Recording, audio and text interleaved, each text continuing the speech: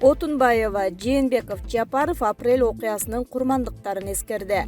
Президент Садыр Жапаров 7-апрелде апрель элдик революциясында курман болгон баатырларды эскерди. Бул тууралуу президенттин маалымат кызматы билдирди.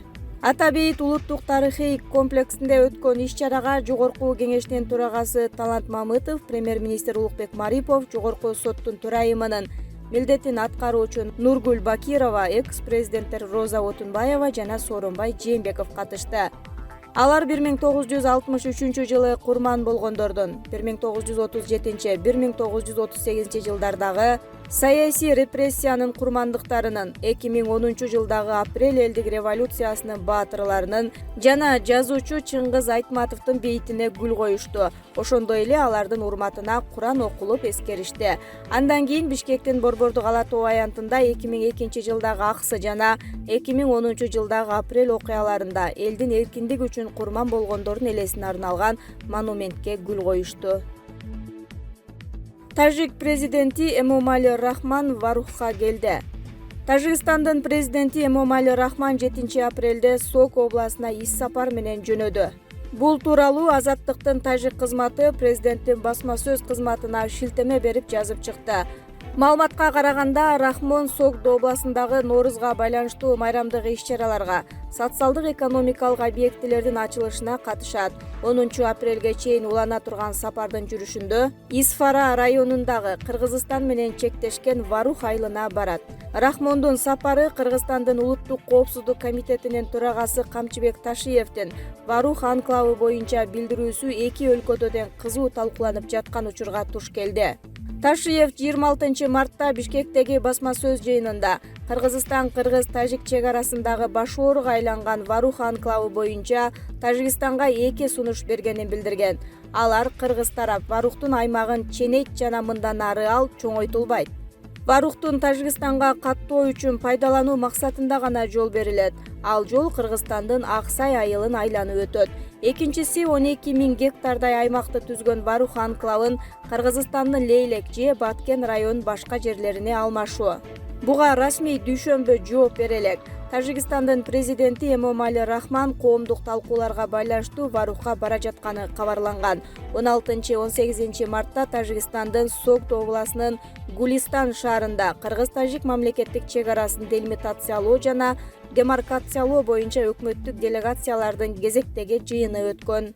Кийинки жолугушуу эми апрель айында Бишкекте болору айтылган. Кыргыз-Тажик чегарасы 970 чакырымга созулат, анын 519 чакырымы такталган, калганы талаштуу бойдон турат. Кыргызстанда Тажикстандын Варух жана Кайрагач анклавдары жайгашкан. Булак Назар Ньюс KG. Надира Нарматова, убактылуу өкмөттүн мойнунда кечиримсиз кандуу күнөөлөрү турат. Өз тагдырыбызга кайдыгер болбойлу, шайлоо жолу менен Кыргыз үчүн башын канжыга коюп, элди баштап кетчү духу күчтүү, эл назарына толгон президенттин туура жолду тандоосуна, Кыргыз элинин келечегине жолду өзүбүз ачалы, деди 6-апрелде Назар Ньюс маалымат агенттигине экс-депутат Надира Нарматова. Надира Азимовна, азыр референдум менен конституцияны кабыл ала турган учур эмес, референдумга барбаш керек деген пикирлер да бар. Андай ойдогулардын да бир билгени барбы?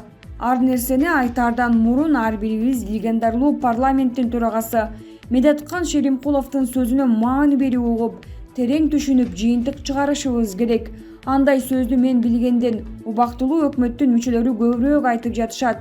Чынында убактылуу өкмөттүн мүчөлөрү 2010-жылы төңкөрүш жасап, бөйрөктөн шыйрак чыгарып, апрель-июнь окуяларынын каны курга электе, энелердин күйүтү, ыйы токтой электе референдум өткөрүп, конституция кабыл алынды деп декрет менен жарыя кылган. Ал Турсун Билүүченде РИО деген тамга да жок болгонуна карабай, аны президент деп жарыялашкан. Ал Турсун мыйзамдуу парламентти декрет менен таркатышкан. Декрет менен баарын каалагандай калчашкан. Ошонун баары алар үчүн легитимдүү болуп эсептелген. Баарынан кызыгы 2020-жылы 6-октябрдагы төңкөрүлүштөн кийин алар өткөргөн референдум менен кабыл алган конституциянын негизинде узартылган парламент, түзүлгөн өкмөт, президенттин милдетин аткаруучу легитимсиз болуп калабы. Анда 10 жылдан бери легитимсиз парламент, өкмөт, президенттер иштеп келиптир деп түшүнөлүбү? Кыргыз мамлекетин жарга такап бычактын мизинде койгонуңарды түшүнөсүңөрбү? Тооба кылып тынчыбайбы? Эмнегедир моокумар дагы деле канбай калгансып, кайра жанталашып элдин башын айлантканды токтотпой жатышат. Ар кимиң ар жерде сооронг этип чыга калып, түрдүү баш айлантма ыплас, арам ойлоруңарды таратып, Акаевчи, Бакиевчи кылып элди бөлүп, жарып элге акыл үйрөтүмүш, багыт бермиш болгонду токтотушса болот эле. Булардын тарыхта алчу баасы белгилүү. Кыргыз эли азыр булар ойлогондой эмес. Андан бери 11 жыл өттү. Эл кимдин ким экендигин эче аңдап, түшүнүп бүтүшкөн. Өздөрүнүн башындагы тоодой күнөөнү сезгиси келбей, башкалардан күнөө издегенди токтоткула. Кыргыз элине тынчтык керек. Корккон мурун муш көтөрөт болуп, ар кимге бир баа берип, жала жаап, айып издеп, акылдуу сынбагыла. Андан көрө өз абийири менен тынчып калсын. Башкаларга мүмкүнчүлүк бергиле. Жети дубандын тың чыкмалары кыргыздын жигиттерин камап, соттоп, жала жаап, көпчүлүгүн жараксыз кылып кеткен жериңер ушул болду. Улуттук лидер боло турган кыргыздын мыктысын таба албай сыйпалап, кыргыз эли түйшөлүп турат. Кыргыздын улуттук лидери тарбияланып, суурулуп чыгышына тоскоолдук кылдыңар. Баш көтөргөндүн баарын өстүрбөй бут тосуп, көпчүлүк жигиттердин канатын кайрыдыңар. Кадыр өстүрбөөгө болгон аракетин жасап, өздөрүнөн башка эч нерсени ыра көрүшкөн жок. Айла кеткенде өздөрү каржыланып келген батыштын, АКШнын пикирин эгемендүү кыргыз мамлекетинин ички саясатына таасир этүүгө шарт түзүштү. Бирок алардын бул аракети жеткен бузукулук, мыйзам чегинде учурдагы узартылган парламент менен иштеп жаткан бийликке бут тосконду токтотуш керек. Буйруса ушулар Кыргызстанды абалдан алып чыгат. Аз күндө элибиз өз тандоосун жасайт. Эмне үчүн убактылуу өкмөткө катуу доомат коюп жатасыз?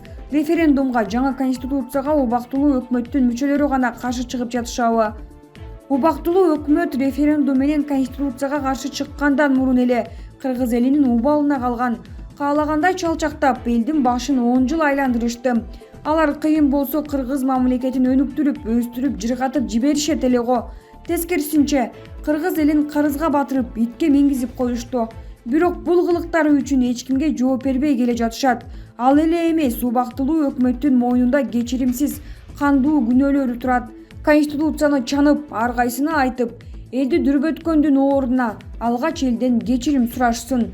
Эл булардан чарчады. Мындан ары тарых алдында жоопкерчилигиңер гана калды. Башкаларга мүмкүнчүлүк берип тынчыгыла. Батыштан алган тапшырмаларын мындан ары кыргыз элине таңуулабагыла. Кыргыз эли өзүнүн улуттук менталитетине, таандык нарк насили, каада салты, үрп адаты, аталардан калган мамлекеттик башкаруу ыкмасы менен жашайт. Ошон үчүн мындан ары кыргыз мамлекетин саясий эксперимент катары пайдалана албайсыңар. Кыргыз эли манас атабыздын рухун, духун пир тутуп, бир муштум болуп бириге турган мезгил келди. Бирикпесек 11 жылдан бери элдин тынчтыгын бузгандар жанталашып, өздөрүн сактап калуу үчүн түрдүү ыплас оюндарды башташты. Ар кандай чындыкка дал келбеген сөздөр, жалаалар менен элди өзүнө бургусу келип жатат.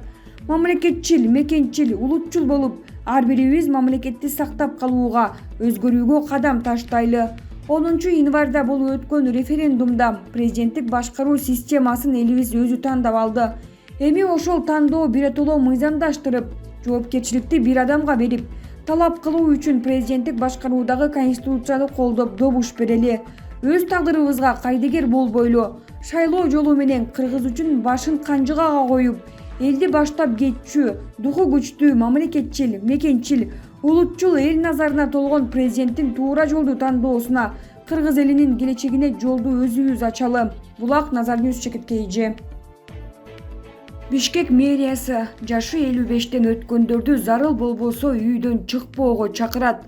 Коронавируска байланыштуу мэрия Бишкек шаарынын айрым жарандарынан өзгөчө зарылдык жаралмайынча сыртка чыкпай туруусун өтүнөт. Бул тууралуу брифинг учурунда вице-мэр Айжан Чыныбаева билдирди.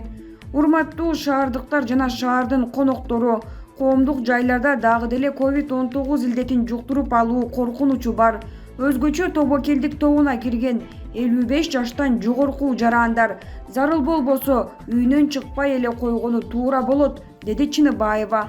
Санитардык эпидемиологиялык көзөмөл борборунун бөлүм башчысы Айнагүл Рыскулованын айтымында Бишкекте эпидемиологиялык абал анча жакшы эмес. Ушул тапта Бишкек шаары кызыл зонага кирди. Булак кадам медиа чегитке ийже. Жогорку кеңештин мурдагы депутаты Токтогул Туманов каза болду. Маалыматты Акипресс агенттигине Республикалык клиникалык жугуштуу оорулар ооруканасынын башкы дарыгери Гүлжигит Алиев тастыктады. Анын айтымында Туманов 6 апрелде көз жумду. Ал үйүндө дарыланып жаткан жана абалы начарлаганда 1 апрелде ооруканага жаткырылган, бейтап пневмонияга чалдыккан. Ооруканага келгенде абалы оор болчу, деди Алиев. Маркум 2018 октябрь айында өкмөткө караштуу Мамлекеттик мүлктү башкаруу фондунун төрагасынын орун басары кызматына дайындалган. 2010 10 ноябрда Жогорку кеңештин 5-чакырылышынын депутаты болуп шайланган. Булак Баракелде.